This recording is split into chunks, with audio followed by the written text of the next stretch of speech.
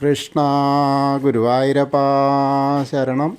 ഗുരുവായൂരപ്പൻ്റെ ഉച്ചപൂജയും കളഭാലങ്കാരമൊക്കെ കഴിഞ്ഞു, നട തുറന്നു. അപ്പോൾ നമുക്ക് ഗുരുവായൂരപ്പനെ കാണാനായിട്ട് പോകണ്ടേ? എല്ലാവരും വരും കേട്ടോ. ആദ്യം തന്നെ പറയാം, ഇന്നിപ്പോൾ ഡോക്ടറെ അടുത്ത് പോയിരുന്നു. അപ്പോൾ അവരതൊന്ന് മാറ്റി അഴിച്ച് കെട്ടി. രാവിലെ പോയി, ഇപ്പോൾ കുറച്ച് നേരം ഇപ്പോൾ എത്തിയിട്ടേ ഉള്ളൂ. ഓരോ ദിവസം മെനക്കെട് തന്നെയാണ്. എന്തായാലും മാറ്റി കെട്ടി. ഇനി 15 ദിവസം കഴിഞ്ഞിട്ട് വേണം വീണ്ടും ചെല്ലാൻ. മുറിവ് ഉണക്കുണ്ട് എന്നാണ് പറഞ്ഞത്. അപ്പം അങ്ങനെയൊക്കെയാണ് കാര്യങ്ങൾ. എന്തായാലും നമുക്ക് തൊഴാനായിട്ട് പോവാം. അങ്ങനെ ആദ്യം തന്നെ കിഴക്കേ നടയിലുള്ള മഞ്ജുളാലിനെ പ്രദക്ഷിണം ചെയ്ത് വരാം. അപ്പോൾ ആ ഗരുഡനെയും അതേപോലെ കുചേലനെയൊക്കെ കണ്ട് നമുക്ക് അത്തിമര ക്ഷേത്രത്തിലെത്തിയിട്ട് ഗണേശനെ കണ്ട് തൊഴുത് ഗോപുരവാതിൽ കടന്നകത്തേക്ക് വരാം.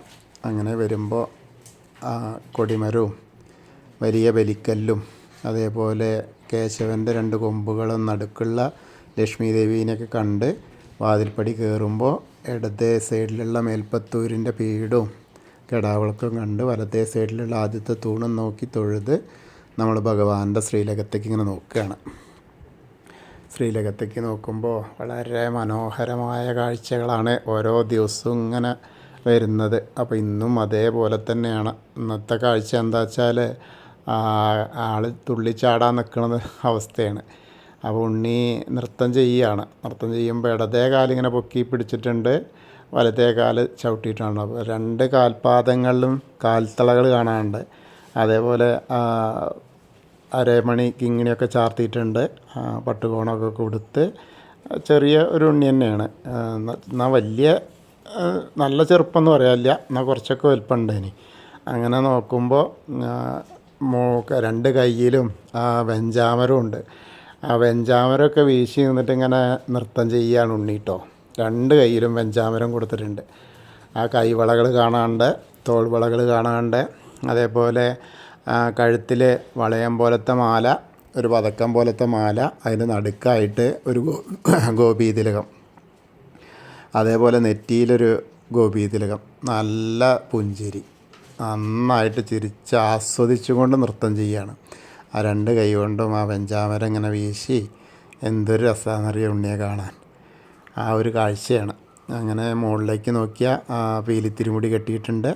അതേമാതിരി തിരുമുടിമാല 3 എണ്ണം ഉണ്ട്. ഒന്ന് വെളുത്ത പൂവുകൊണ്ടും, പിന്നെ ഒന്ന് തെച്ചി പൂവുകൊണ്ടും, പിന്നെ ഒരു വെളുത്ത പൂവും തെച്ചിയും തുളസിയായിട്ടുള്ളതും. അതേപോലെ തന്നെ ഉണ്ടമാല എങ്ങനെയാ വെച്ചാൽ, ഉണ്ടമാല ഒരൊറ്റ ഉണ്ടമാല, അത് നല്ല തിക്കായിട്ടുണ്ട്. അത് തെച്ചി, തുളസി, വെളുത്ത പൂവായിട്ട് നല്ല രസമായിട്ടുണ്ട്. അങ്ങനെയുള്ള ആ ഒരു കാഴ്ചയാണ്. അപ്പോൾ നമ്മളെല്ലാവരും ഭഗവാന്റെ ശ്രീലകത്തേക്ക് നോക്കിയിട്ട് ആ സോപാനപ്പടിയിൽ നിന്ന് തൊഴുകയാണെന്നിങ്ങനെ മനസ്സുകൊണ്ട് വിചാരിക്കുക. ഭഗവാന്റെ ശ്രീലകത്തേക്ക് നോക്കുക, നമ്മൾ തൊഴുക. അപ്പോഴാണ് ആ ഉണ്ണി ഇങ്ങനെ നൃത്തം ചെയ്യുന്ന, ആ വെഞ്ചാമരം കയ്യിൽ പിടിച്ചിങ്ങനെ കളിക്കുന്ന ഉണ്ണിയെ കാണുന്നത്. നൃത്തം ചെയ്യുന്ന ആ പൊന്നുണ്ണിയെ നമ്മൾ കണ്ടു തൊഴുന്നു എന്നൊരു സങ്കല്പിക്കുക. അപ്പോൾ ആ തിരുസന്നിധിയിൽ നമ്മളെത്തി, അവിടുത്തെ അനുഗ്രഹം നമുക്ക് കിട്ടും. അങ്ങനെ അത് കഴിഞ്ഞ് നമ്മൾ അവിടുന്ന് സോപാനപ്പടിയിൽ നിന്ന് ഇറങ്ങി അഗ്നികോണിലുള്ള ബലിക്കല്ലും അതേപോലെ തിടപ്പള്ളിയും ആലിലെ കണ്ണനെയൊക്കെ കണ്ട് തൊഴുത്, സപ്തമാതാക്കളെയും കണ്ട് തൊഴുത് ഇങ്ങനെ വന്ന് നമ്മൾ നേരെ വിഘ്നേശ്വരൻ്റെ അടുത്തേക്ക് വരിക. വിഘ്നേശ്വരനെ കണ്ട് പ്രാർത്ഥിക്കുക. എല്ലാവരും കൂടെ പ്രാർത്ഥിച്ചോളൂ.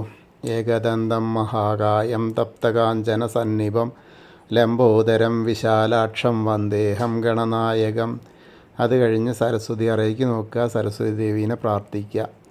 സരസ്വതി നമസ്തുഭ്യം വരദേ കാമരൂപിണി വിദ്യാരംഭം കരിഷ്യാമി സിദ്ധിർഭവതു മേ സദാ.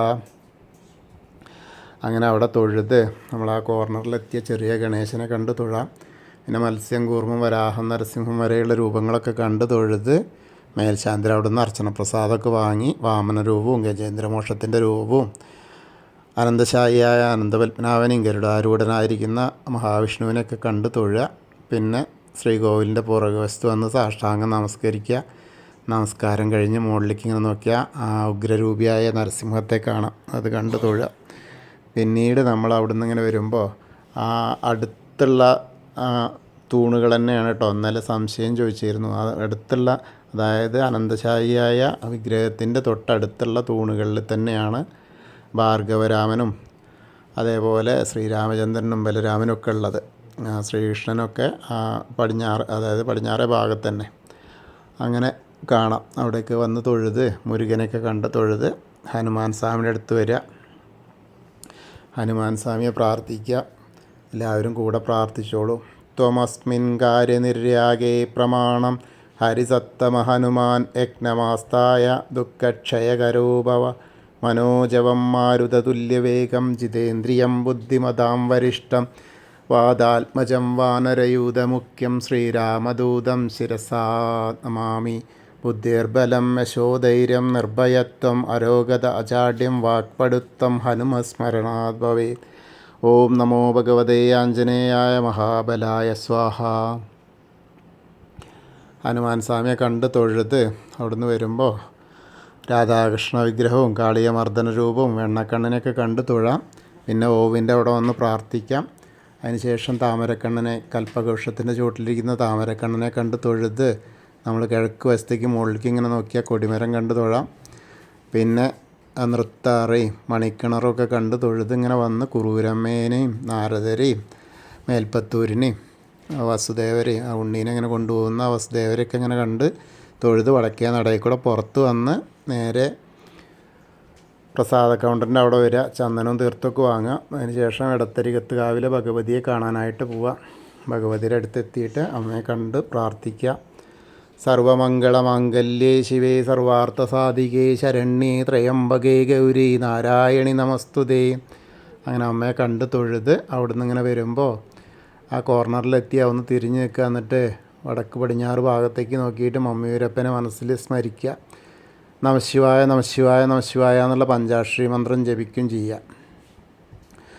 അപ്പോൾ നമുക്ക് മമ്മിയൂർ പോയി ദർശനം കിട്ടിയ പോലെയാവും.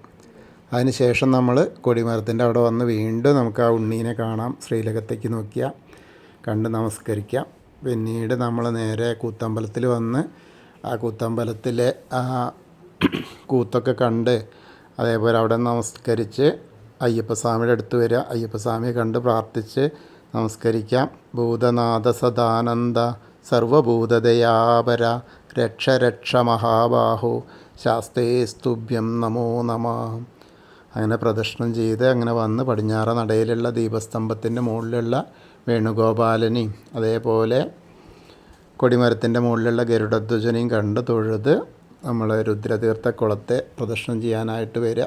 അങ്ങനെ പ്രദക്ഷിണം ചെയ്യുമ്പോൾ നടുക്കുള്ള കാളിയമർദ്ദന രൂപിയെ കാണാം. പിന്നീട് നേരെ അന്നലക്ഷ്മി ഹാളിൻ്റെ അധീനം അങ്ങനെ പോന്നാൽ ആ നാരായണാലയത്തിൽ കയറിയിട്ട് പൂന്താനം തിരുമേനി പൂജിച്ചിരുന്ന ഉണ്ണിക്കണ്ണൻ്റെ വിഗ്രഹം കണ്ട് തൊഴാം.